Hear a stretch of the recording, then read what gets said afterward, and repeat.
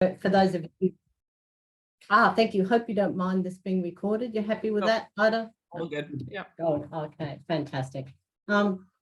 So for those of you who could hear the background banter around there, you'd recognise that I've known Ida for quite a while and loved every minute of it. The flyer in the background is actually quite cool in terms of someone. She's associated with the Institute for Global Prosperity at the University of College in London. I think that's ranked about 4th in the world or something. It's not a low prestige university. We're delighted that she accepted a position as an adjunct, I suppose, here at the College of Business here at UTAS as well. And she's got strong links in with CMS, with Greta's there. And clearly the work that she's doing is also critically important to the Good Life Index and the Institute for Social Change that Libby heads up as well. So that's really great. Done heaps with the Life Climate Change Negotiator, edited lots of books, 70 scientific papers, negotiated over all sorts of things. Her bio that she sends around omits a couple of really critically important facts though, and I've learned the importance of having fun facts from CMS with Greta. And I've taken the liberty of picking 3 facts. And one of the really critically important things is that I'm worried now. One of the lead authors on a really important book entitled The Great Dumpling Debate. Very important to know this one. She plays a really mean game of ping pong, and she's a fabulous photographer. Plus lots of fun to be around. So when talking on that topic of well-being, she not only knows a lot about the topic itself, but she knows how to live life to the fullest to enhance her own and the well-being of other people. So it's with huge pleasure that I invite Ida to talk to us about whatever it is you'd like to talk to us about. Thanks, Natalie. That was probably the best intro I've ever gotten, and probably the most exaggerated intro I've ever gotten. So thank you very much. Let me share can I share my screen? Share my screen. Yep. Okay. Everybody see that? No problem. Okay. So thank you for having me. I'm actually really excited to be an adjunct associate professor, as Natalie said, and to actually start interacting with UTAS a bit more, because this just happened recently. So very excited to be working with all of you potentially on projects. So please get in touch later if there's something that you think you'd like to collaborate with. Also, please feel free to interrupt. Let's make this as informal as possible and a conversation if possible. So if I say something that's blaringly wrong or you have questions about, please just let me know as I go. So I'll pause. Okay. So we all know that we are in the Anthropocene now, and there is a lot of basically acceleration in some things that should not be accelerating, excluding population. Economic growth is a big one. I'll talk about that a bit more, but other things as well. And that kind of started, they've now decided that Anthropocene started around 1950, and it's been going for the last 72 years now. Same with climate. Environmental impact has been accelerating significantly. And a lot of this is due to a focus on an indicator that a lot of us people treat as indicator of progress, but it was never intended for that. And so GDP has 3 major problems is using as an indicator of progress. One is that it looks everything as positive. You have oil spill, that's seen as positive. GDP often goes up. After a war, GDP usually goes up because there's economic activity. There's a new disease or cancer, GDP usually goes up eventually, just because there has to be more economic activity to deal with it. It leaves a lot of important components out. So GDP hates it when you go to your backyard, pull some veggies from your garden and have that for dinner. It'd rather you go to the store and buy a frozen dinner. So GDP also misses a lot of things, like a parent staying home with a child. It prefers you pay someone for that. And it doesn't take into account income distribution. So it doesn't care if one person owns all the wealth in the world or it's distributed equally. And on the environmental side, it has been going up a lot quicker. Climate change has been going up a lot faster than we expected, especially to the point. So these are IPCC projections. What I find interesting here is that this is the area where we can start expecting tipping points. We don't know where those tipping points will come. We don't know how they will come. We just know that that is the area for tipping points where things will happen that we don't anticipate potentially. And then on the social aspect too, things are getting a bit out of control. This is from a book called The Spirit Level by Richard Wilkinson and Kate Pickett. And they looked at, they're both epidemiologists, and they looked at an index of health and social problems. And they basically correlated it with income inequality and found that there's a really good trend line. And so then if you look at, for example, the same thing, but look at income on the x-axis, you find that there's no correlation. A lot of these things, life expectancy, maths and literacy, infant mortality, homicide, imprisonment, teenage births, trust, obesity, mental illness, and social mobility. Those things actually are not very well correlated with national or per person income, but they are with income inequality. So how do we do this? And how do we track this basically? Because right now GDP doesn't track it. There was a study done out of Harvard a few years ago, which asked, in this case, it was Americans from all political parties, genders, economic levels. And they asked basically, I'm gonna look at this one first, what they think income inequality in the US was. Then they asked them what they would like it to be. And this is what it actually is. And so people don't actually realize how bad income inequality is in the US, but I would guess that this was a similar trend all over the world, that people just don't realize how bad income inequality is. And we know that there is some kind of leveling off, that yes, money and GDP growth is super important when you don't have enough money for food or enough money for housing. You definitely need money to get your basic needs satisfied. But after that, getting your third or fourth car doesn't probably increase your well-being as much as getting that first car to be able to drive to work or drop your kids off. And so we know that there needs to be some kind of convergence, that countries that are over here need to sort of take a step back on how much they consume, and countries in this area, excuse me, need to increase the economic consumption just so that they can bring up their standards of living. And there's a lot of things going on. So OECD Better Life Index has been out for a while, and OECD has been tracking this. They look at 11 different aspects. Whether these are the right aspects or not is a whole different question. But what I like about their website is that one of the biggest contentions right now about creating a measure of well-being is how you weight things. So most people can agree what goes into a measure of well-being. What they have a hard time agreeing on is how you weigh it. Do you weigh work or family more? Do you weigh income or job more? Community or education more? And it'll change in different countries, but how do you make that decision? And so what OECD allows you to do is, if you go on the website, to change the dials here and basically select what you weigh more or less. and then see which country comes up top. But there's other groups. So for example, the UN right now is creating a measure of well-being. They're planning on releasing September 2023. There's a big conference in Stockholm that they're planning on announcing what it would be.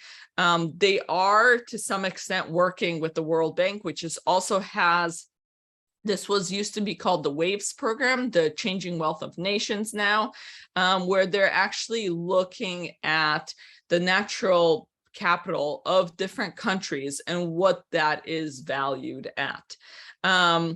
There's also the Wellbeing Economy Alliance, which started about 5-7 years ago, which is bringing together countries that are saying basically we care more about the well-being of our populations than just GDP. The 3 initial countries that started this project were Scotland, kind of a country, New Zealand, and Iceland. I just want to point out that all 3 are led by women.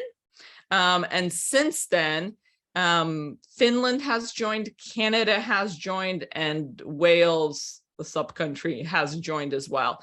There's conversations with others, including a few in Africa, Costa Rica, South America, and a few states in the US. So there's been conversations with, for example, California, which is bigger than most countries in the world anyways. So there is a lot of interest in this idea. And from that, New Zealand has created a well-being economy, which they're now revising and adding to it. And other countries in that group are talking to New Zealand about doing something similar. And how do you pass policies that are more focused on well-being? If you haven't seen this TED Talk, it's by Nicola Sturgeon, First Minister of Scotland. It's only 10 minutes, but it's a really good talk about why countries should focus on well-being. And what does that mean for the population? So if you haven't yet, highly recommend this quick TED Talk. So what has been done in terms of alternative indicators? So there's dozens, if not hundreds, of indicators out there being used, some on the global level, national scale, some at the local level.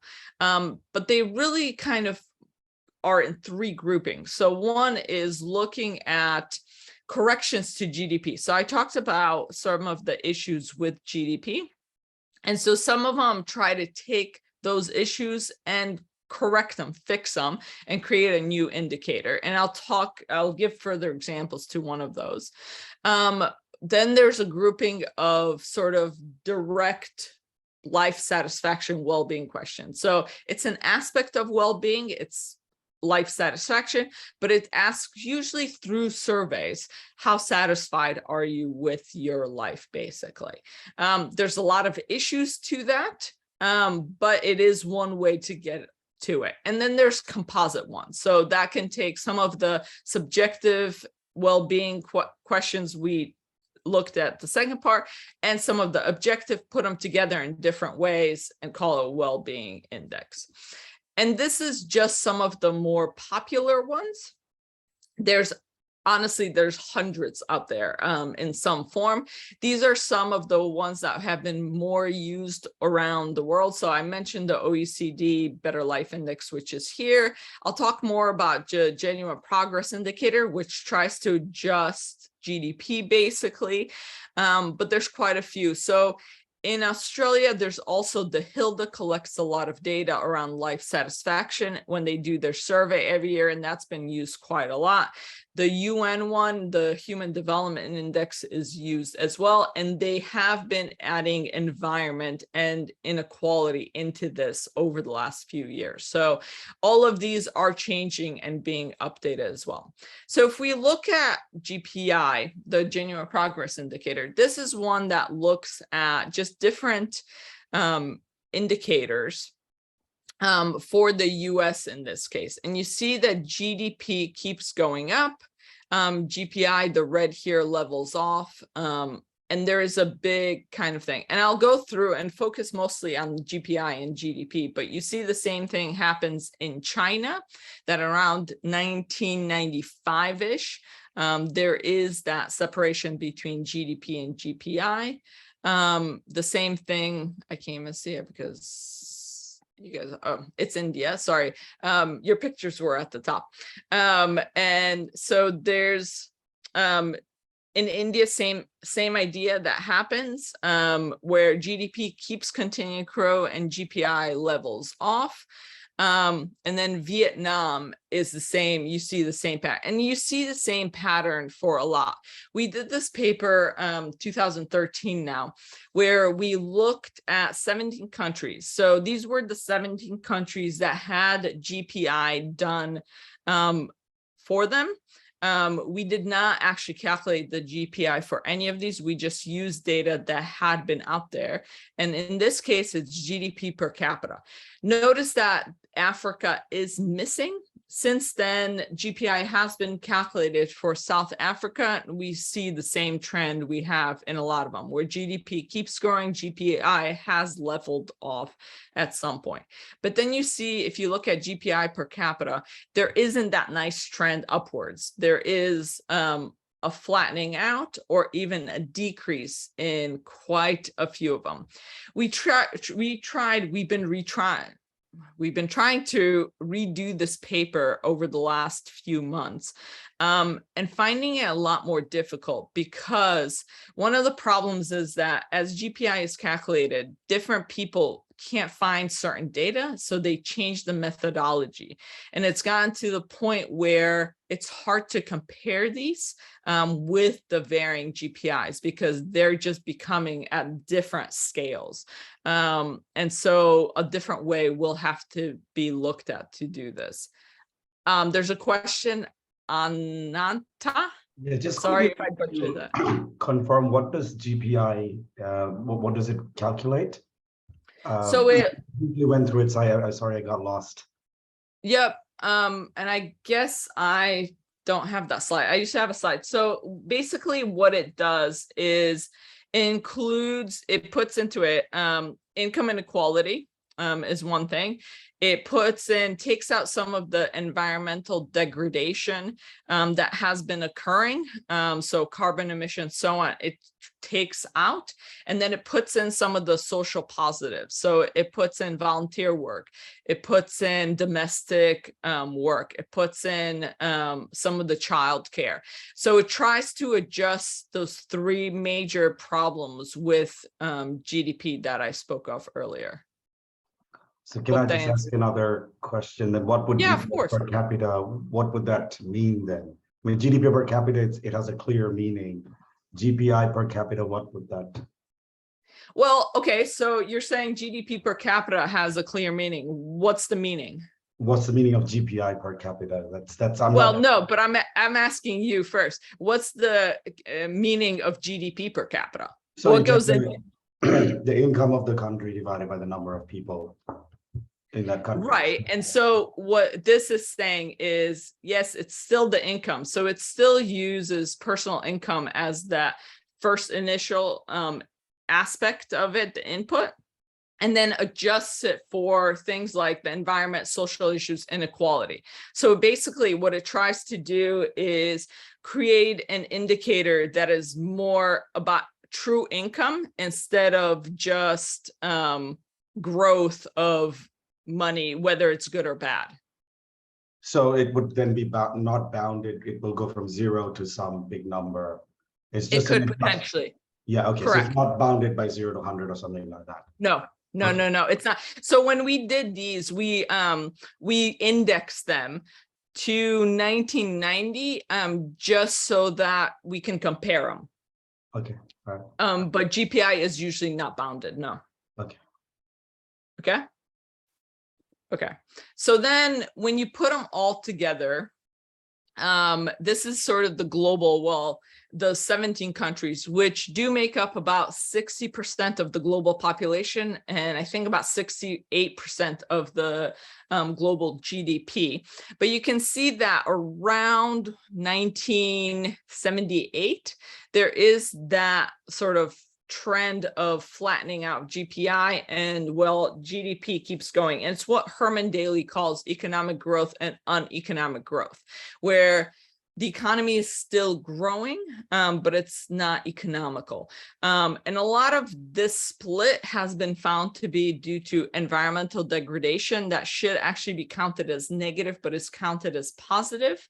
And costs of income inequality. Those are the two biggies that kind of create this separation. So, okay. And then we looked at, this is GDP per capita versus GPI per capita, and where that sort of leveling off was. And we found it was around $7,000 US dollars per year. So around then you find that that's where GPI and GDP split off. So, and then there are some governments that have been using GPI or used to use GPI. So states in the US, this one is the state of Maryland, for a long time used GPI as a second indicator on top of GDP. And it was interesting during that time. So since then, the governor has lost the re-election, and new government came in and doesn't do this anymore. But for quite a few years, it was interesting to listen to press conferences or press releases, look at press releases in Maryland, because when the governor went up and said, look, GDP went down, but it's actually okay because all these positive things happen that would have been negative. So we have more parks, we have more employment, we have all these things that are actually positive. So it's okay that GDP went down because it's not the end of the world. So it's just an interesting messaging about what GDP is and what it was not. The state of Vermont also uses GPI, and they actually put it into their constitution so that even if a new governor comes in, they can't take it out. And it's through the constitution that it has to be calculated every year. And it is used in Vermont to look at what's going on. Again, GPI is not a perfect indicator or index by any means. And there's a whole global effort that looking at GPI 2.0 to how to improve it in a lot of ways, but it's better than GDP. And I think that's what a lot of people are looking at right now. The other big framework that is looking at goal is the SDGs. So 17 goals that you've all heard of. One of the problems with the SDGs, though, is that they don't have this overarching goal. The 17 goals are actually quite independent. Yes, they overlap quite a bit, and some of the indicators that are within one are used within the other, but what they don't have is any overarching goal that says, are you getting closer to your goal? Let's say if it is well-being, are you getting closer to that by achieving this SDG or not? That, and I think that's one of the big problems with the SDGs is that many countries, it's not that they won't even hit most of the SDGs, which they won't, even the developed countries, it's that they don't even measure many of these SDGs. And so then the problem and the question is that I've heard actually countries ask is, what should we focus on? Is there a low-lying fruit? If we know we can achieve, let's say, one SDG, which one should we go for that will make the most difference in our country? Because every country will be different in answering that question. And there isn't sort of an easy way to figure that out. And there's been a lot of work done around modeling of the SDGs and trying to figure out what those interactions are, but not much has come out of it yet.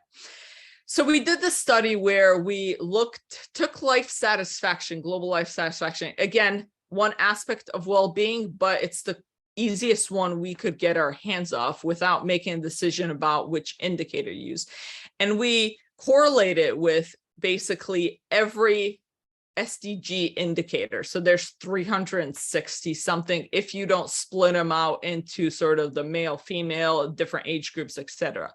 And so we correlated life satisfaction with every indicator of SDGs. And we found that we could explain with 8 SDG indicators, we can explain 84% of the variation of the SDGs, basically.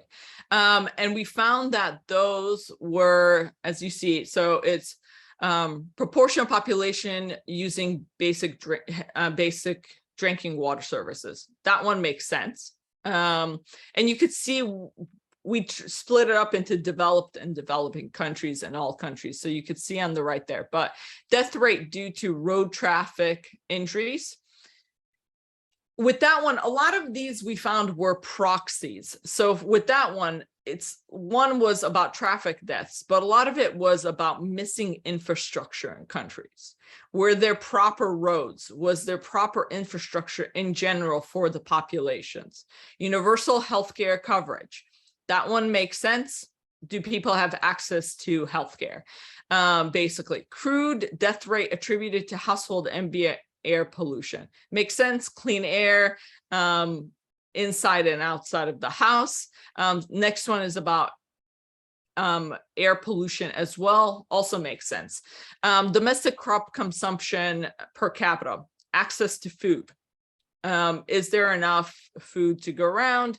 Is it easily accessed? The unemployment rate also makes sense. Manufacturing value added per capita. How much activity was there? How much manufacturing was it? Was it easy to get different objects and things that you need around the house? So makes sense. Electronic waste generated. This is the one that kind of made me laugh when I saw when it came out, because what does electronic waste generated have to do with well-being? But it is a proxy for access to computers, to communication technology. Do people have access to televisions, to the rest of the world and communicating with the rest of the world, and internet users per 100 inhabitants? And so we found that these 8 were the most important in this case. But what I found interesting, it was the first time that I sat down and looked at the SDG indicators closely and found that they're horrible proxies for the targets and the goals. So for example, there's a whole goal about inequality. There's no indicator in the SDGs asking about income inequality. They actually don't look at what the goals say specifically. And so I think with any indicator, there has to be an effort to try and get at what people really care about and what impacts their well-being. And I don't think the SDGs quite did that. So SDGs were great in a lot of ways. It was the first time that the entire world got together and sat down and said, these are the goals we want to go towards. But it was a decision by committee, so it became lowest common denominator.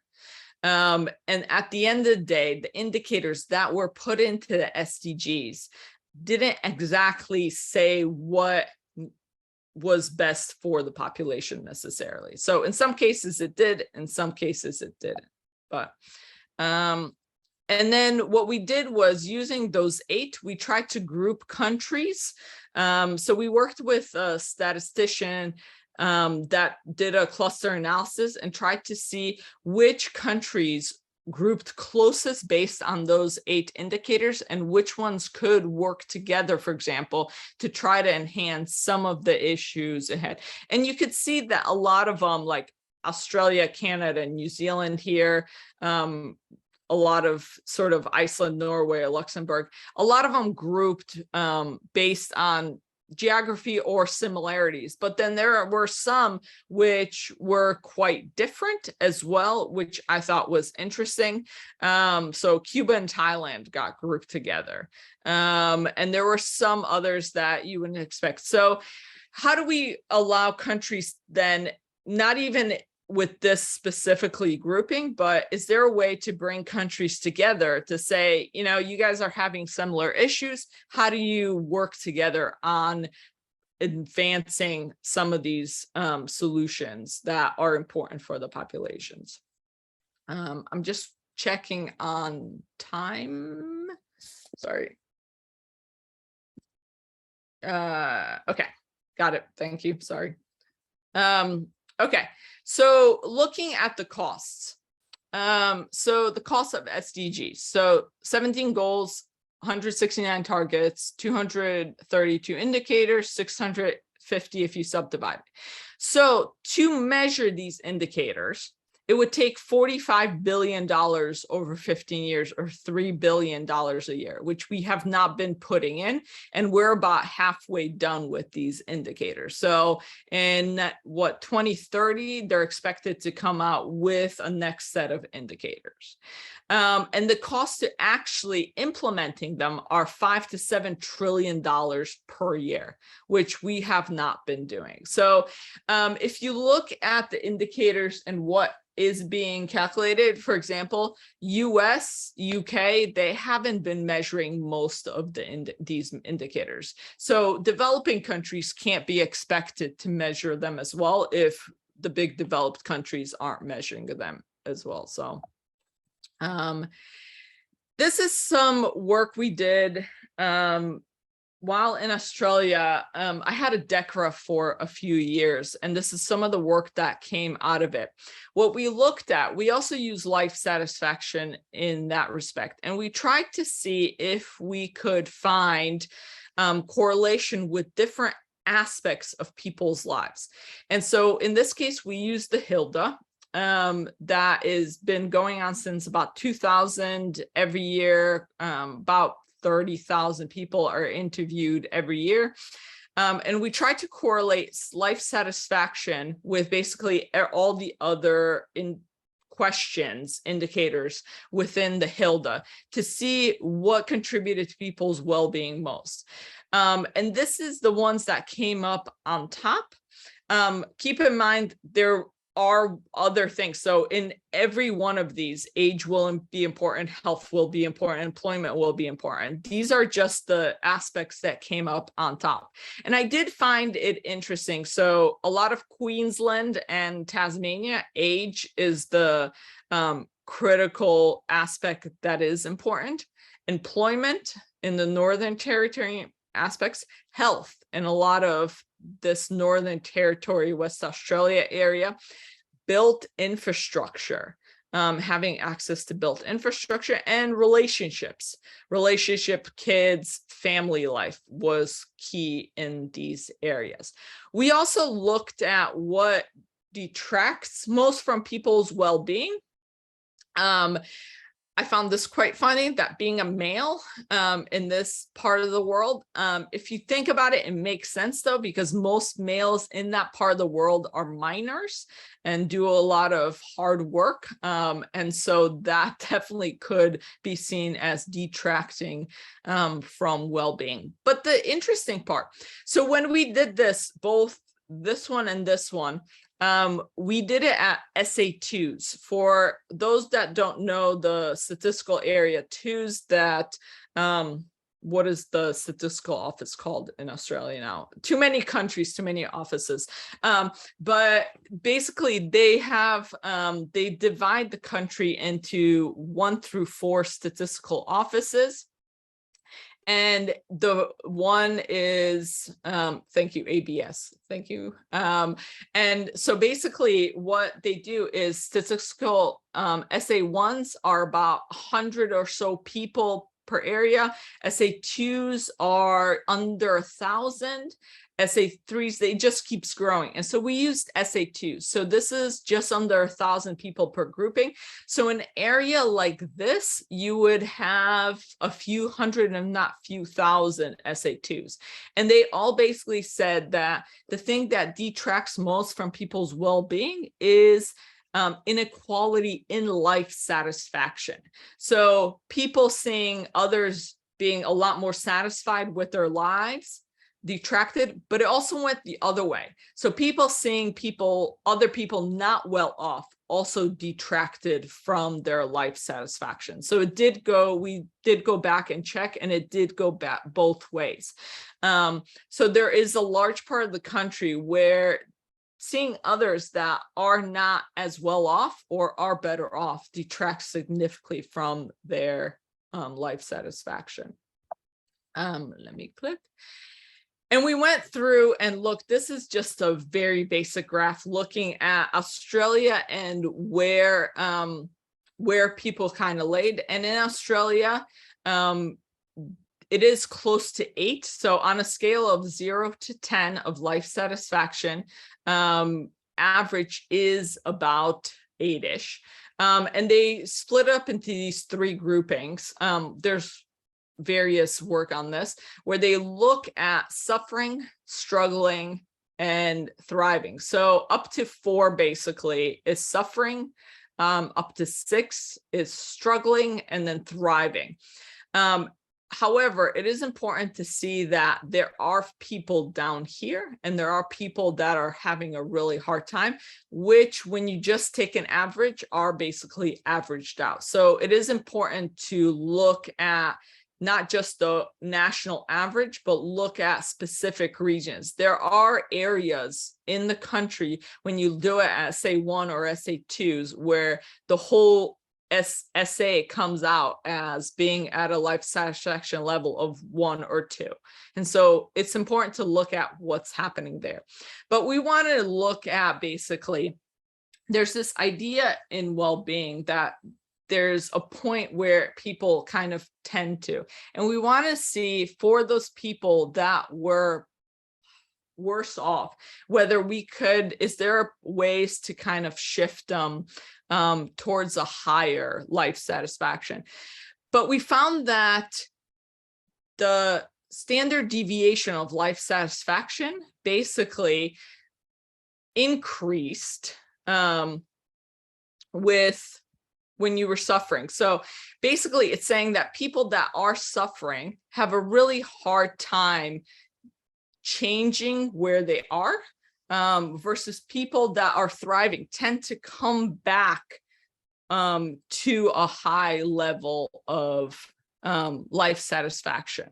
So the suffering ones will kind of shift around a bit more, have a higher basically standard deviation, while people that are thriving tend to stay in one spot and keep thriving. So just looking at who does shift around and who, if there's an accident. So there's been studies done that if there's a car accident and somebody's paralyzed, do they ever pop back up to the level of life satisfaction they were? And they found that a lot of people do, but not everybody. And so then the question is, what's the difference? And a lot of that difference comes from where they started on that life satisfaction scale, basically. Same thing with lottery. People win the lottery, life satisfaction skyrockets for a while and then comes back down to where it was. So just looking at basically who those people are and what basically allows them to go up and down. I'm actually gonna, since I'm running out of time, I'm gonna skip all of this. And then there's 2 books, one that just came out a few years ago and one that is coming out soon, that will cover a lot of this stuff. So it's the Sustainable Wellbeing Futures, an edited book that we released a few years ago that is looking at some of the issues and some of the solutions to basically creating a well-being future. And then this book should be coming out early next year. And we worked with a medical doctor and a psychologist because both groups talk about well-being quite a bit, but by very different definitions. We tried to actually co-author a paper with Liz, and this is how this book started. We tried to co-author a paper with Liz, and she said she couldn't be on it because the way we were defining well-being and some of the aspects, she'd get laughed out of her field. And that's how that conversation started, about putting together a book which tries to take those different scales of well-being and those different ideas and start putting them together of what does it mean on the environmental, social, then psychological and medical aspects of well-being. So thank you. That's it. Thank you very much, Ida. Before I throw this open, I have one question I have to ask you. It's going to kill me. Age of well-being in Australia. Are you getting happier as you get older, sadder, or is it a U shape? Well, so overall it's the U shape. But Queensland, it does find, so Queensland and Tasmania, they found that as people got older, they got happier. Got to be something good about getting old. Thank you. Yeah, but overall, it's like everywhere else in the world, and it was U-shaped. Sorry, thank you for indulging me. Marla, I can see your hand up. Right, thank you. The question I would like to ask, I mean, we all know these issues that we have. I mean, when measuring GDP, obviously GDP is not a good measure, but how do we communicate that to policymakers and like central, for example, the Reserve Bank? So how do you kind of push this agenda through? Because we need them to come on board if we want to make this happen. Yeah. There's been, let me actually stop screen sharing so I can see you guys better. There's been a lot of work trying to get policy's always behind 10, 15 years. That's pretty standard. There is some activity going on. So there was a big report by Joe Stiglitz and Amartya Sen, the Sarkozy Commission, that came out a few years ago, that basically said GDP is the wrong indicator to use. The problem is that at that point, this was about 10 or more years ago now. At that point, they didn't go the one step further in saying what was the right indicator to use. And so a lot of people have come to the conclusion that GDP isn't the right thing to use. But I think the biggest problem in the world is that there's no consensus about what is the next step. And because people are looking for the perfect indicator, and there's no such thing, unfortunately, right? And so you talk to policymakers and they're like, okay, so what do we use?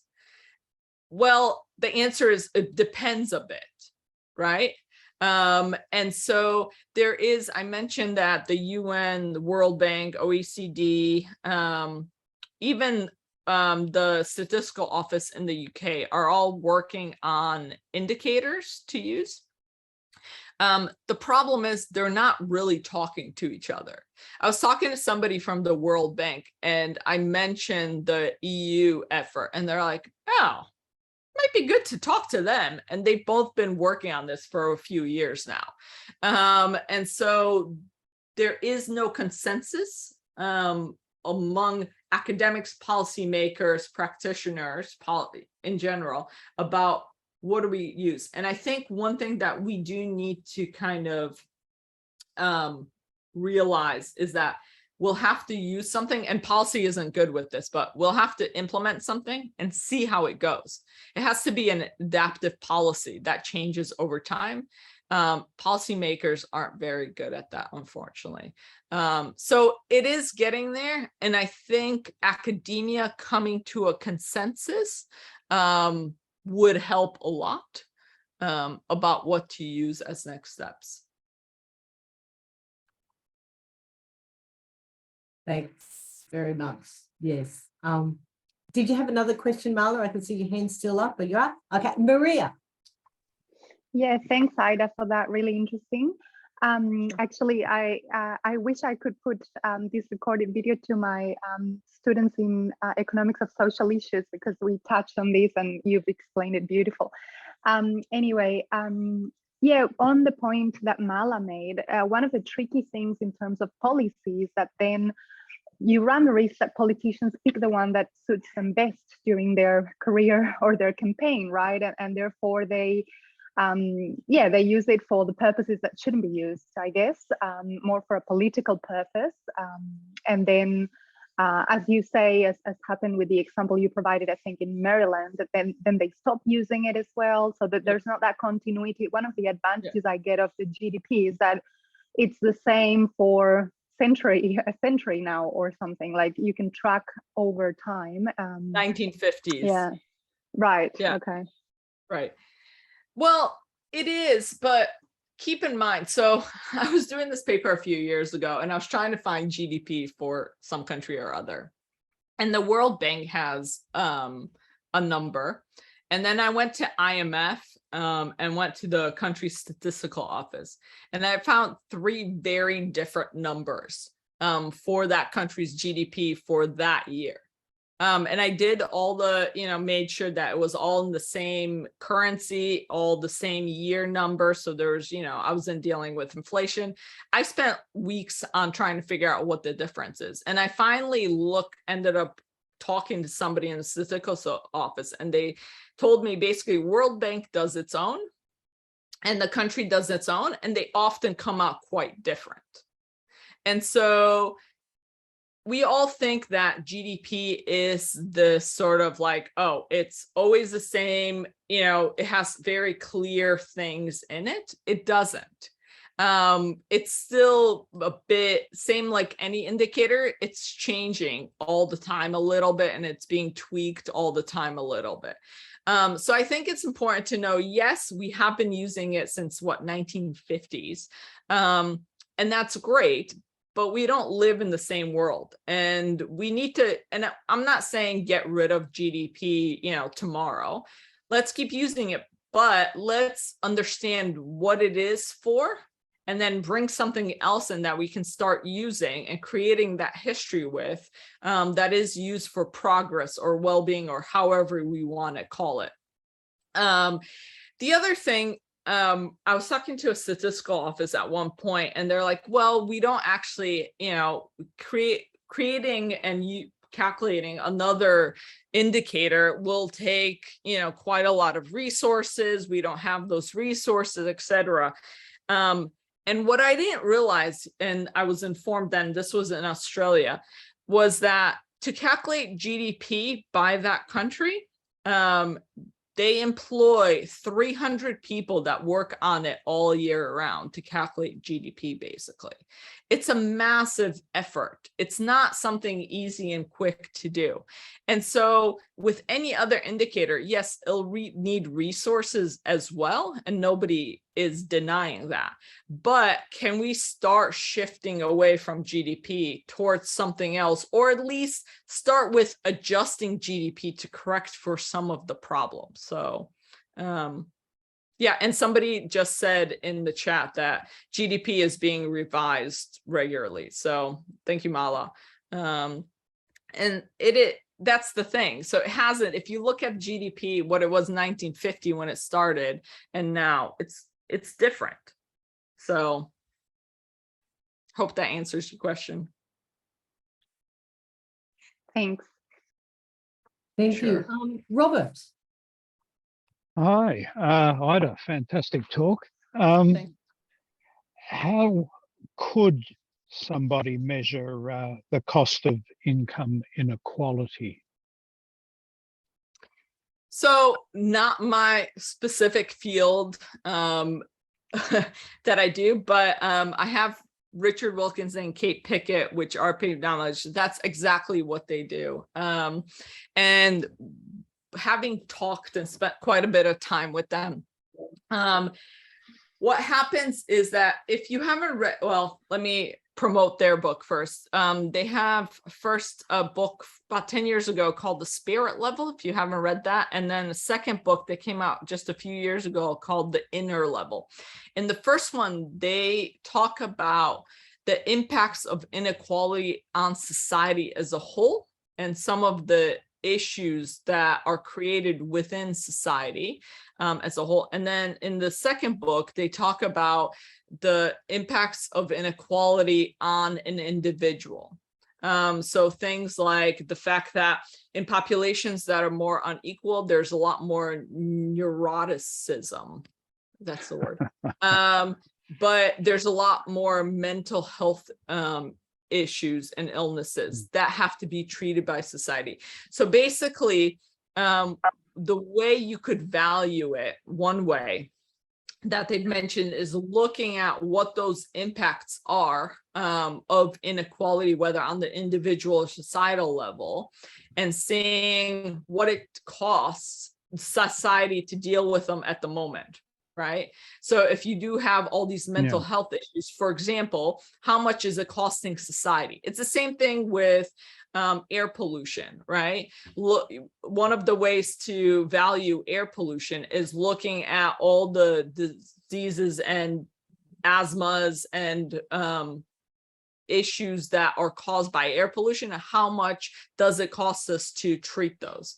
That's one way. I'm not saying that's the only way or that's the primary way, but that is one way to value some of these things, just because they're so indirect. Yep. Thanks. I'll check those books out, I think. Highly recommended. Thanks. Work back there. Thank you so much. I'm just scanning to see if there's any questions or bits in the raising hands or not. Otherwise, I may indulge myself with another question if I can, Ida. I like to be able to steal you in picking this. One of the, oh, hang on, there's someone else, because I can pick your brain later. Nasli, go ahead. No, this is really fascinating presentation. I didn't see this kind of data being put together in such an easy, understandable language. So thank you so much for that. I was just thinking, as you're saying, like, it seems like we are always going through this process of finding out how better to capture measures for well-being. I think that's good, but I'm just wondering, and if you can help me out with that, like, is it a scenario of where we can combine existing measures rather than scrapping the progresses we have made with some of the measures? Like, for example, the SDG, as you're saying, it did get buy-in from a lot of different stakeholders, and even universities are coming together. So my fear is that if we scrap something where people had given consent, that's harder work than trying to combine what has already been accepted to some extent and fill the gaps that way. Yeah, no, definitely. And I don't think we should scrap anything, because there's been a lot of really good work done on what matters to people, what creates well-being, what impacts well-being on who, etc. So I don't think we need to scrap anything. And there's a lot of indicators out there that are really good, but there needs to be sort of a question of what works best for the most people globally. That's one. And two, the question of scale, right? So I talked about averaging out the people that are most at risk when you look at a national scale. And that happens a lot because a lot of these indicators are at the national scale. And I think a national scale indicator, for example, is super important, because for comparability, how a country is doing, et cetera, I think that's important. But for other things, you can't use a national scale because you average a lot of people out, and you need a local scale indicator. And so what does that look like? Do we have one at the national scale and one at a local scale? Do we have one that's adapted to deal with both in some way? And how does that actually impact the people on the ground? What can inform policies at different levels? So I think a lot of these questions have been answered to some extent, but there's no consensus on those responses. So I'm not necessarily negative about SDGs. I was surprised by the indicators and how badly they portrayed the goals. So I actually think the goals that were established were pretty good. The targets aren't bad. It's how we then measure those targets and goals that I was surprised by, actually. And so we came to consensus on the goals as well, and those were great. But then how do we measure them more accurately? And then can we at the end put them all to the top and say, this is the overall goal of the 17 SDGs, right? Then the question is, do those work at a local scale, for example? You know, can you measure, use that framework, because it's one framework out of many. Can we use that framework for, let's say, a community of 1,000 people? Does it still stand? Right.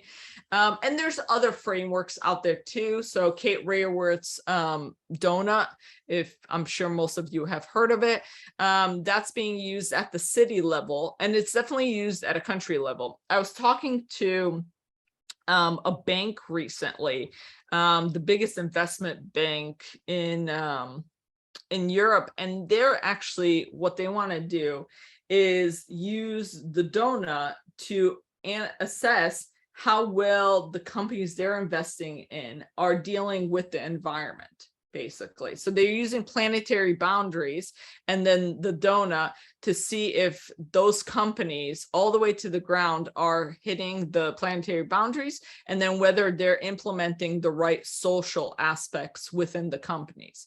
How they're doing that, I'm not quite sure yet, to tell you the truth, but they have a large team working on how to do that. So there are a lot of frameworks that work really well in different places. So I'm definitely not saying let's start over. All I'm saying is that there's a lot of questions still that have to be answered, and they have been answered by small groups of people. So now how do we create consensus around those answers? Okay, no, thank you. I think it's a combination of standardization versus what the locals need, I guess. Right. But yeah, thank you so much.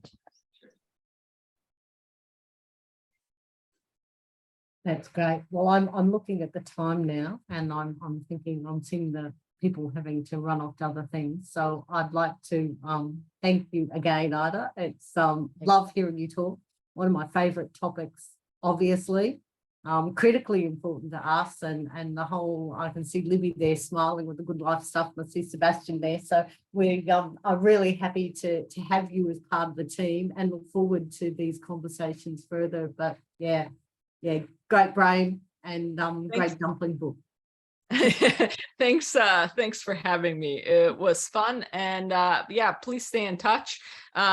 I probably will be in Tasmania next winter for you guys for a week or two, so I'm happy to chat towards that as well.